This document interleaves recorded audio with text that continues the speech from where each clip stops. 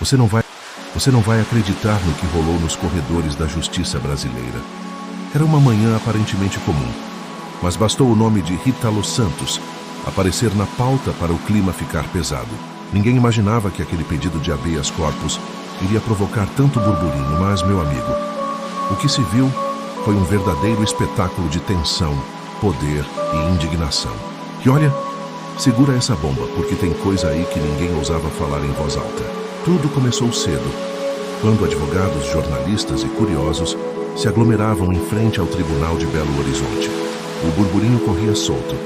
Será que vão liberar o Rítalo? Cochichavam alguns enquanto outros diziam com convicção: dessa vez a defesa vai passar por cima de tudo. Mas mal sabiam eles que o destino tinha preparado uma reviravolta daquelas. No meio desse cenário, um nome se destacou: o desembargador que assumiria a decisão naquele dia. Ele entrou sério, sem olhar para os lados, mas o olhar firme denunciava que não seria facilmente dobrado. Pessoas próximas já comentavam: esse aí não se vende, não muda de ideia por pressão política ou dinheiro. A frase parecia exagerada, até que a bomba estourou. Lá dentro, nos bastidores, advogados cochichavam entre si, mostrando mensagens no celular, trocando olhares carregados de nervosismo. Era como se houvesse algo escondido, um jogo de cartas marcadas pronto para ser revelado. Se esse habeas corpus sair, o homem está solto amanhã, disse um funcionário quase sem acreditar no que repetia. Mas a cada minuto que passava, a tensão só aumentava. E foi então que o desembargador abriu a boca.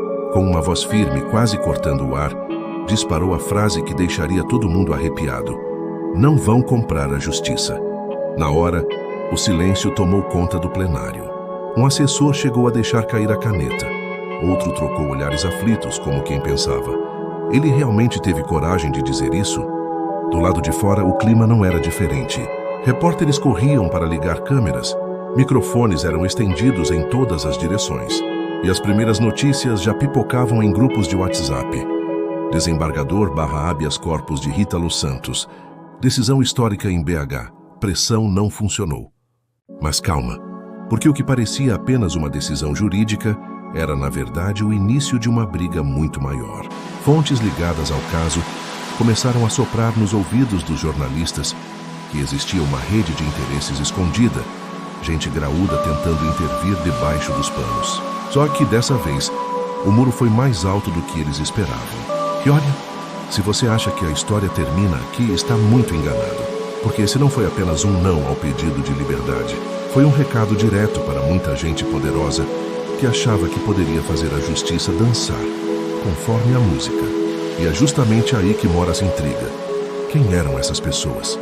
E até onde estavam dispostas a ir para virar esse jogo? Segura, porque o que vem depois promete revelar bastidores ainda mais quentes. Ninguém esperava, mas logo após a frase bombástica do desembargador, os corredores do tribunal viraram palco de cochichos frenéticos. Você não vai acreditar no que se comentava. Havia gente dizendo que empresários conhecidos, figuras políticas influentes e até advogados renomados estavam prontos para tudo, menos para ouvir aquele não. Era como se uma bomba tivesse caído no colo deles. Uma fonte próxima ao processo revelou em voz baixa: tentaram de todas as formas reuniões secretas, promessas, telefonemas durante a madrugada, mas nada adiantou. E aí, meu amigo, é que a fofoca começa a esquentar. Será que alguém tentou mesmo comprar a decisão? Porque, convenhamos, quando um desembargador solta uma frase tão direta como "não vão comprar a justiça", não é à toa. Enquanto isso, na frente do prédio, a multidão crescia. Gente com cartazes, familiares de vítimas pedindo justiça, curiosos querendo ver o espetáculo e até militantes de movimentos sociais. O clima parecia de final de campeonato, com torcida dividida e gritos ecoando. Uns clamando pela liberdade de Rita Los Santos, outros indignados com a possibilidade de soltura. E no meio desse barulho todo, repórteres correndo de um lado para o outro, tentando arrancar declarações de qualquer pessoa com algum vínculo com o caso. Do lado de dentro, os advogados de Rítalo estavam visivelmente incomodados. Um deles foi flagrado dizendo: "Isso não vai ficar assim, ainda temos cartas na manga", mas o semblante era de frustração. como quem perde uma jogada que já estava combinada. E é aí que entra o detalhe curioso. Segundo testemunhas, durante o intervalo da sessão, um assessor do tribunal foi abordado discretamente por 2 homens engravatados que sussurraram algo ao pé do ouvido. O rapaz nervoso apenas respondeu: "Aqui dentro não tem espaço para isso." O que será que tentaram negociar ali? E não para por aí. Entre os jornalistas mais experientes, corria a teoria de que o caso de Hítalo Santos não era apenas sobre ele. Era um símbolo, um teste de até onde a justiça brasileira aguentaria as pressões externas. Se ele sai hoje, abre-se a porteira para muitos outros, disse um comentarista ao vivo, deixando no ar um clima de alerta que só aumentava a ansiedade da população. Nos bastidores do poder, o telefone não parava. Fontes ligadas a gabinetes políticos garantiram que ligações foram feitas para tentar entender a postura firme do desembargador. Ele não está sozinho. Tem gente de olho nele também, disse uma voz misteriosa, sugerindo que até a vida pessoal do magistrado poderia virar alvo de investigação ou fofoca, caso continuasse batendo de frente. E é nesse ponto que a história fica ainda mais saborosa. O desembargador, mesmo sabendo das ameaças veladas, não recuou 1 centímetro. Pelo contrário, sua atitude chamou ainda mais atenção para algo que parecia estar sendo escondido. Afinal, quem teria tanto medo dessa decisão? Segura, porque no próximo capítulo a gente vai revelar como essa repercussão começou a abalar não só os tribunais, mas também os bastidores da política e até figuras conhecidas da sociedade brasileira. Você não vai acreditar, mas a frase do desembargador reverberou além dos muros do tribunal. Em Brasília, no Congresso, já tinha deputado murmurando pelos corredores: "Esse homem vai arrumar problema para si mesmo." E olha, ninguém esperava que um habeas corpus fosse virar munição política, mas virou. E virou daquelas pesadas que fazem gente influente perder o sono. A fofoca que corria nos bastidores era de que alguns parlamentares ligados a grupos empresariais suspeitos já estavam furiosos. Se ele não cedeu agora, como vamos garantir os próximos processos? Teria dito um senador em uma conversa privada, captada por ouvidos indiscretos e repassada rapidamente aos jornalistas. E assim, a notícia de que o desembargador não se vendeu se transformou em pauta nacional. Enquanto isso, nas redes sociais, a frase "não vão comprar a justiça" começou a viralizar. Memes, vídeos e hashtags tomaram conta do Twitter e do Instagram. A população, dividida, brigava em comentários acalorados. Uns exaltando a coragem do magistrado, outros acusando-o de agir por interesses políticos contrários. Era como se o Brasil tivesse encontrado um novo personagem para o reality show da vida pública. Do outro lado, aliados de Hítalo Santos não ficaram calados. Em entrevistas rápidas, advogados afirmavam que a decisão é parcial e injusta, tentando emplacar a narrativa de perseguição. Mas nos bastidores, fontes garantiam que o nervosismo era grande. Eles juravam que o habeas corpus seria aprovado, já estavam até planejando a coletiva para comemorar. E aqui vem a bomba. Pessoas próximas ao caso começaram a sugerir que a pressão não vinha apenas do Brasil. Supostamente, interesses internacionais estariam ligados ao processo, já que algumas das movimentações financeiras de Hítalo envolviam empresas fora do país. Será que o desembargador, ao endurecer sua postura, cutucou uma rede ainda maior do que se imaginava? Enquanto isso, familiares de vítimas ligadas aos esquemas de Hítalo começaram a dar entrevistas emocionadas. Uma mãe, aos prantos, disse: "Se ele sai, é como matar meu filho de novo." A frase correu os telejornais e deu ainda mais respaldo à decisão judicial. O desembargador, sem saber, havia se tornado uma espécie de símbolo para aqueles que clamavam por justiça e honestidade. Mas não se engane, essa visibilidade também trouxe riscos. Entre os funcionários do tribunal, o burburinho era de que o magistrado começara a receber ameaças veladas, bilhetes misteriosos, mensagens anônimas, até carro estranho rondando sua casa.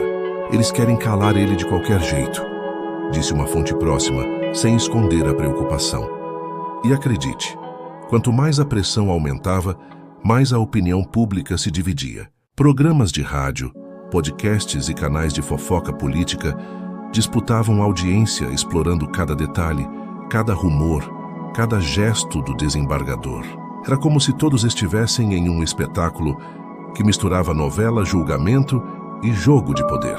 Só que o próximo passo dessa história não seria nos tribunais. A bomba que estava prestes a estourar vinha de dentro da política e tinha nomes, sobrenomes e alianças explosivas que prometiam virar a capital de cabeça para baixo.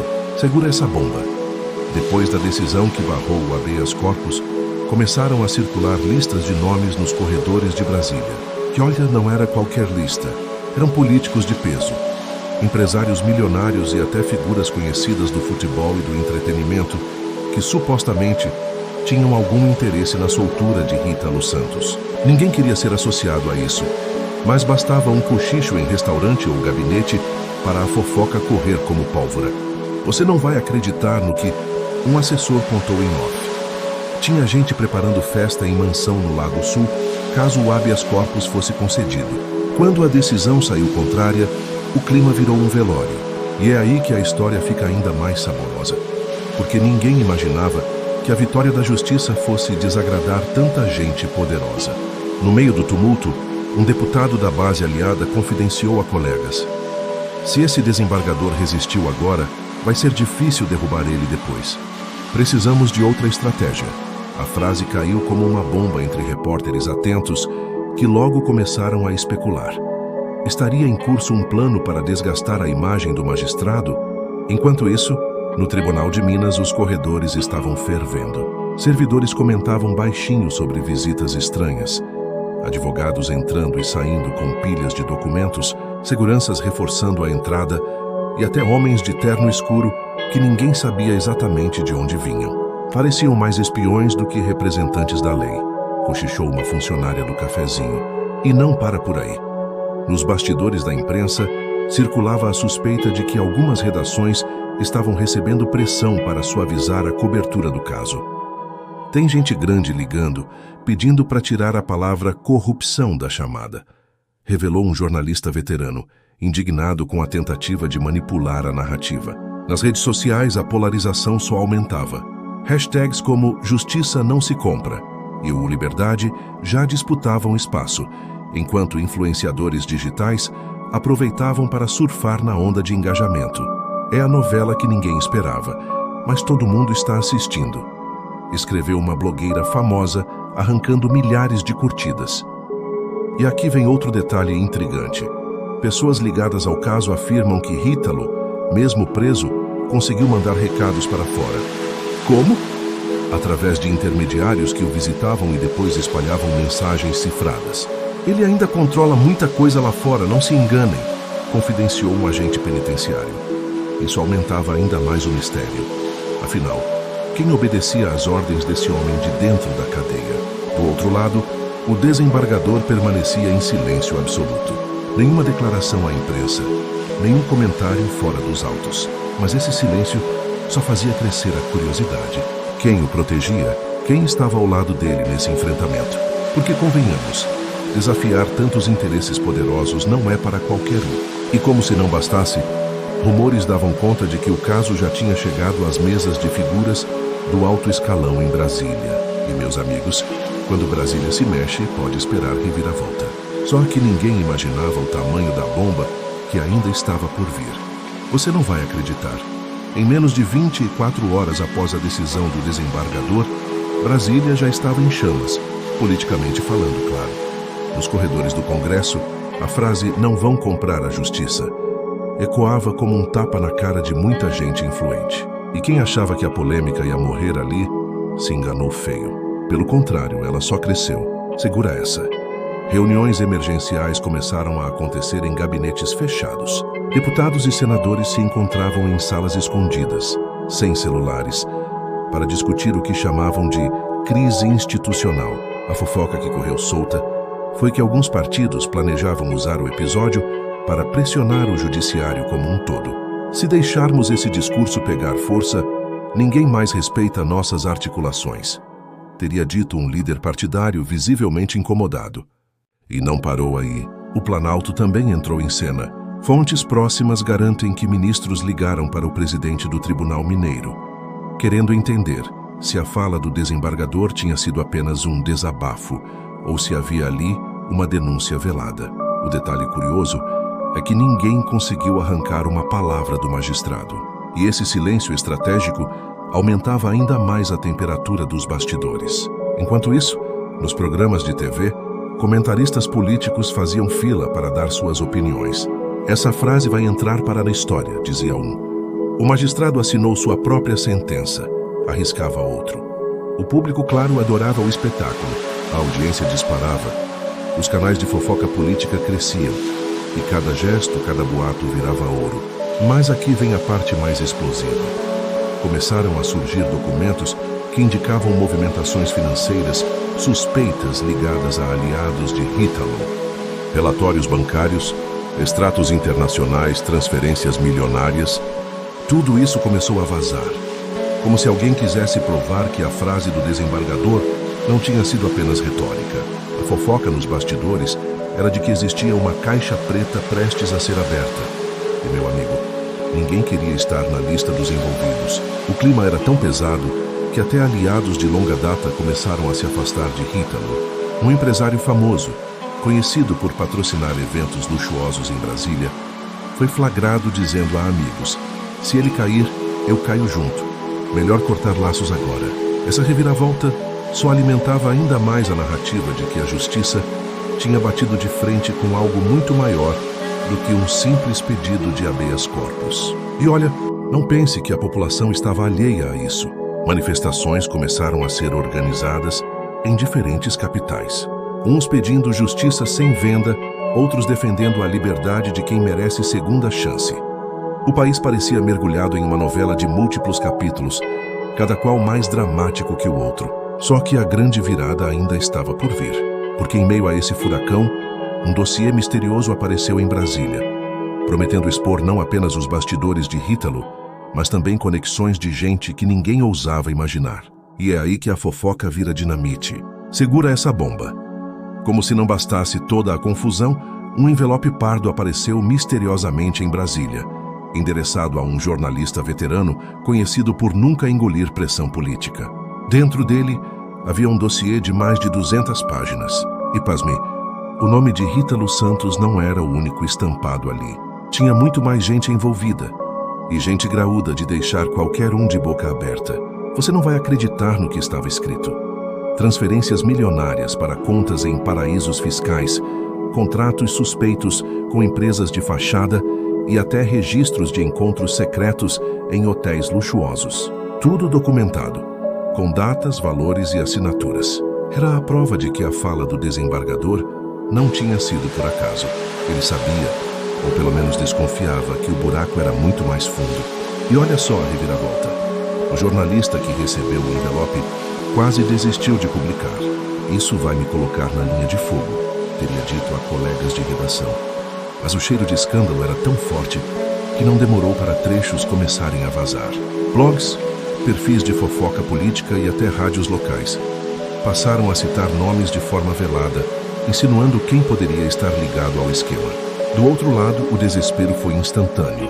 Fontes garantem que reuniões emergenciais aconteceram em hotéis de luxo em Brasília e São Paulo, onde empresários e políticos tentavam alinhar discursos para desmentir qualquer ligação com o dossiê. "Se esse material cair nas mãos erradas, estamos fritos", disse um deputado, em áudio vazado que viralizou nas redes. Enquanto isso, o desembargador continuava em silêncio. Não confirmou, não negou, não se pronunciou. Mas sua postura enigmática alimentava ainda mais a fofoca. Teria ele conhecimento prévio desse dossiê? Foi por isso que falou com tanta firmeza. Nos corredores do tribunal, funcionários comentavam: ele parecia já saber de algo, como se estivesse esperando esse estouro. E o clima nas ruas, pegando fogo. Manifestações se intensificaram, agora com cartazes pedindo não apenas a prisão de Ítalo, mas também a investigação dos nomes poderosos que o dossiê sugeria. Era como se a população tivesse sentido o gosto de um escândalo maior e não estivesse disposta a largar o osso. Nos programas de fofoca política, a audiência disparava. Apresentadores comentavam com aquele ar misterioso: "Não posso revelar nomes, mas o que está vindo por aí pode derrubar figuras intocáveis." E é claro, essa forma de falar só aumentava o suspense. deixando todo mundo grudado na tela esperando a próxima revelação. Só que o que ninguém esperava era a reação dos citados. Em vez de se esconder, alguns resolveram contra-atacar. Advogados começaram a disparar notas oficiais, ameaçando processar veículos de imprensa e acusando rivais políticos de terem fabricado provas. Isso é armação para destruir reputações, dizia um comunicado. Mas convenhamos, quando a fumaça é tão densa, difícil acreditar que não haja fogo. E é nesse ponto que a história pega outro rumo. O dossiê não só colocou mais lenha na fogueira, como também abriu espaço para que novas testemunhas aparecessem. Pessoas que até então tinham medo começaram a soltar detalhes que deixariam qualquer novela no chinelo. Você não vai acreditar, mas depois que o dossiê começou a circular em Brasília, surgiram testemunhas que estavam caladas há anos. Gente que, por medo ou conveniência, nunca tinha aberto a boca, de repente resolveu falar. E olha, o que saiu desses depoimentos deixou todo mundo de queixo caído. A primeira bomba veio de um ex-funcionário de uma empresa de fachada, citada nos documentos. Em entrevista anônima com voz distorcida, ele disse: "Eu era pago para assinar papéis sem saber o que estava dentro. Depois descobri que movimentava milhões para gente grande." E ainda completou: "Não era só Rítalo, ele era só a ponta do iceberg." A fala caiu como dinamite nos noticiários. Logo em seguida, uma mulher que trabalhou como secretária em um gabinete político também quebrou o silêncio. Ela contou que era responsável por agendar encontros discretos em hotéis de luxo, sempre no nome de terceiros, para não deixar rastros. Eles achavam que estavam escondendo tudo, mas eu vi. Vi conversas, vi malas entrando e saindo. Se eu falar tudo, muita gente cai. O tom de desespero dela só reforçava o peso das revelações. E segura essa. Até dentro do sistema prisional começaram a surgir fofocas. Um agente garantiu que Rítalo ainda movimentava contatos de dentro da cela. Ele dá recados que chegam em gente poderosa. Tem visita que vem só para levar mensagem. E quando alguém tenta barrar, aparecem ordens de cima para liberar. Isso mostrava que, mesmo atrás das grades, ele ainda era peça-chave em um tabuleiro muito maior. Com esses relatos, a pressão aumentou. Jornalistas começaram a bater de porta em porta, tentando confirmar cada detalhe. Alguns conseguiram cópias de registros de hotel, notas fiscais suspeitas e até mensagens trocadas entre assessores. Era como montar um quebra-cabeça sombrio, no qual cada peça revelava um esquema mais escandaloso que o outro. Enquanto isso, nas redes sociais o público parecia hipnotizado. Lives de comentaristas políticos chegavam a bater recordes de audiência, com centenas de milhares de pessoas assistindo em tempo real. A cada nova revelação, o chat disparava: "É o fim de uma era. E quem será o próximo nome a cair? Mas a casa vai desmoronar." Mas claro, nem todo mundo ficou feliz com a enxurrada de depoimentos. Advogados de acusados começaram a agir, tentando descredibilizar testemunhas. Um deles chegou a dizer em coletiva: "Estão usando pessoas fragilizadas para inventar histórias sem provas." Só que a ironia é que, quanto mais tentavam abafar, mais gente aparecia querendo falar. E tem mais. Uma fonte ligada ao tribunal confidenciou que o desembargador já tinha recebido alertas de que sua segurança estava em risco. "Ele cutucou onças grandes demais", disse o informante. O magistrado, no entanto, não demonstrava medo. Pelo contrário, parecia ainda mais convicto. E é nesse ponto que a trama ganha contornos de guerra. Porque quando testemunhas se multiplicam e os poderosos começam a sentir o cerco apertar, as reações podem ser imprevisíveis e perigosas. Você não vai acreditar no que começou a acontecer depois que as testemunhas quebraram o silêncio. A reação dos poderosos foi imediata e nada amigável. Segura essa bomba. Em menos de uma semana, 3 das pessoas que tinham dado depoimentos anônimos já estavam sendo perseguidas. Carros suspeitos rondando suas casas, telefonemas estranhos durante a madrugada e até ameaças veladas em bilhetes jogados no portão. Coincidência? Difícil acreditar. Um jornalista que ousou publicar nomes citados no dossiê também entrou na mira. De repente, reportagens antigas contra ele voltaram a circular, como se alguém estivesse tentando manchar sua credibilidade. "Isso não é acaso. É operação orquestrada", disse um colega de redação. E nos corredores da imprensa, a fofoca era unânime. Alguém com muito poder estava mexendo os pauzinhos para abafar o caso. Enquanto isso, em Brasília, parlamentares começaram a se dividir. Uns defendiam a abertura de uma CPI para investigar as denúncias. Outros classificavam tudo como circo midiático. Mas você já sabe, quando alguém insiste demais em chamar de circo, é porque tem medo do palhaço apontar na sua direção. E o povo percebeu. Hashtags pedindo investigação começaram a subir, e as manifestações nas ruas se intensificaram. E tem mais. O desembargador, peça central dessa história, passou a andar escoltado por seguranças reforçados. Não é exagero, é precaução, disse um assessor. Só que essa imagem de um magistrado protegido como se fosse celebridade só aumentava a sensação de que ele tinha mexido em vespeiro grande demais. Do outro lado, aliados de Rita Low tentavam reagir. Advogados entraram com novos recursos, insistindo que o cliente era vítima de perseguição. Um deles chegou a dizer: estão transformando um simples processo em espetáculo midiático para ganhar cliques. Mas convenhamos, quando se fala em milhões desviados e nomes poderosos envolvidos, difícil chamar de simples. E segura mais essa fofoca. Nos bastidores da política, circulava a suspeita de que uma retaliação ainda maior estava sendo preparada, não contra testemunhas, mas contra o próprio desembargador. Um documento falso começou a ser espalhado, tentando ligar seu nome a uma empresa fantasma.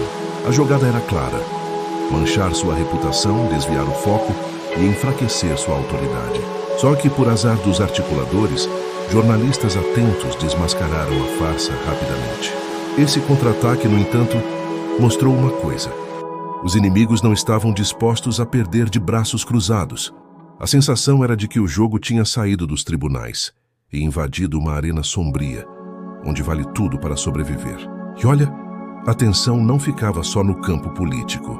Nos bares de Belo Horizonte, nas feiras populares, nos grupos de WhatsApp, o assunto dominava. Se até juiz precisa andar escoltado, onde a gente vai parar? Perguntava um comerciante. A novela já não era só sobre Rita Low Santos, era sobre até onde a justiça conseguiria resistir sem se curvar. E o que ninguém sabia ainda é que, em meio a essa guerra de bastidores, uma nova peça entraria no tabuleiro. Alguém de dentro do esquema estava prestes a trair seus aliados. Segura essa. Em meio a toda a tensão, surgiu alguém de dentro do próprio esquema disposto a abrir o jogo. E não era qualquer um. Estamos falando de um homem que circulava livremente entre empresários, políticos e até advogados envolvidos no caso de Rita Low Santos. Ninguém esperava que ele fosse virar a casaca, mas foi exatamente isso que aconteceu. Você não vai acreditar na fofoca que correu nos corredores do tribunal. Esse traidor procurou investigadores federais em segredo e ofereceu um acordo de delação premiada. Detalhe: levou consigo um pendrive cheio de documentos, áudios comprometedores e até vídeos de encontros que até então pareciam ter sido apagados para sempre. O conteúdo, suficiente para derrubar carreiras inteiras. E como se não bastasse, ele ainda revelou detalhes picantes dos bastidores. Eles achavam que eu era leal, mas nunca confiei. Guardei tudo para o dia em que precisasse me salvar, teria dito. Segundo uma fonte ligada às negociações, o clima nos bastidores virou pura tensão. Afinal, quando alguém de dentro decide falar, não sobra pedra sobre pedra. Nos gabinetes de Brasília, o desespero foi imediato. Deputados começaram a trocar mensagens frenéticas, tentando descobrir quem era o traidor. Se for quem estou pensando, estamos todos acabados, disse um senador em conversa interceptada por jornalistas atentos. E claro, essa frase caiu como gasolina na fogueira do noticiário. Enquanto isso, os advogados de Rita Low tentavam se manter firmes, mas o semblante denunciava o baque. Um deles foi flagrado nos corredores do fórum dizendo: se essa delação vingar, acabou. Não tem defesa que segure. Essa frase, espalhada em grupos de WhatsApp, virou manchete em blogs e canais de fofoca política.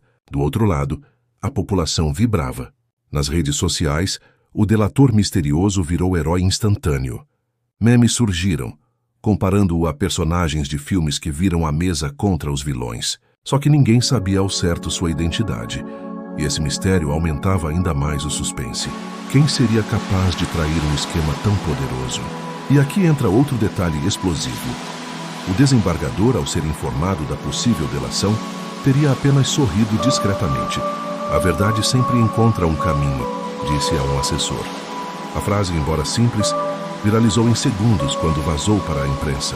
Mas não pense que os traídos ficaram de braços cruzados. Fontes garantem que assim que a notícia da delação se espalhou, começaram as caçadas internas. Telefones grampeados, reuniões canceladas e até viagens internacionais suspeitas, como se alguns estivessem preparando fuga. O clima era de caça às bruxas. E no meio dessa confusão, o nome de Ítalo Santos voltava ao centro do palco. Afinal, até que ponto ele tinha conhecimento de tudo isso? E mais ainda, será que o traidor tinha provas que ligavam diretamente Ítalo aos poderosos que tentavam comprar a justiça? Prepare-se, porque essa traição não só virou o jogo, como também abriu caminho para um desfecho que ninguém imaginava. E chegou a hora da verdade. Você não vai acreditar no que aconteceu depois que a delação misteriosa veio à tona. O pendrive entregue aos investigadores virou a peça central de uma operação de proporções históricas. E, meu amigo, o que tinha ali dentro derrubou muita gente que se achava intocável. Segura essa bomba. Nomes de políticos conhecidos, empresários milionários e até figuras do judiciário apareceram em registros de áudio e vídeo negociando vantagens escusas. Isso vai nos assombrar por décadas, disse um analista político ao vivo, enquanto as revelações explodiam nos telejornais. E não era exagero. A cada página do dossiê confirmada pela delação, mais gente importante entrava na roda.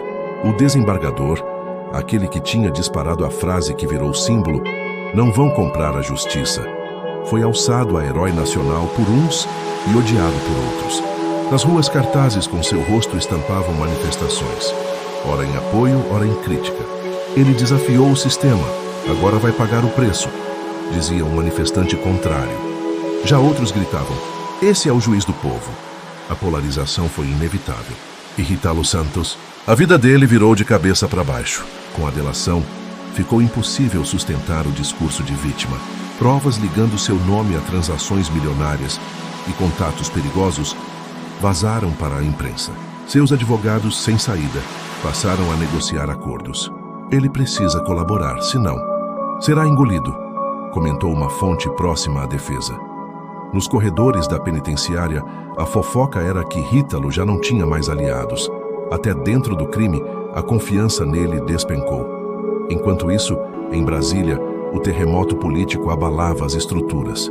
Deputados renunciaram, empresários fugiram para o exterior e partidos inteiros entraram em crise. A frase do desembargador tinha se transformado em estopim de algo muito maior. Um escândalo que ninguém mais conseguiria segurar. Mas calma, porque a maior surpresa ainda estava por vir. O delator misterioso, cuja identidade finalmente veio à tona, era nada menos que um assessor de confiança de um dos políticos mais poderosos do país. Ninguém esperava essa reviravolta. Ele conhecia cada detalhe, cada reunião, cada segredo. E sua traição foi a pá de cal para os que tentaram comprar a justiça. A reação popular foi imediata. Panelaços, protestos, passeatas. O Brasil inteiro parecia viver uma novela transmitida em tempo real. E como toda boa fofoca, cada capítulo deixava um gosto de quero mais. Programas de TV, podcasts e canais de internet disputavam audiência para revelar bastidores, manchetes e segredos que ainda restavam. No fim, a mensagem ficou clara. Por mais que tentem, por mais que se movam nos bastidores, a verdade sempre encontra um caminho. O desembargador virou símbolo de resistência. Ítalo se transformou em exemplo de queda, e os poderosos, antes blindados, mostraram que não são tão intocáveis assim. E você aí, acompanhando cada detalhe, já sabe. Quando o assunto é poder, justiça e bastidores, sempre existe uma fofoca a mais esperando.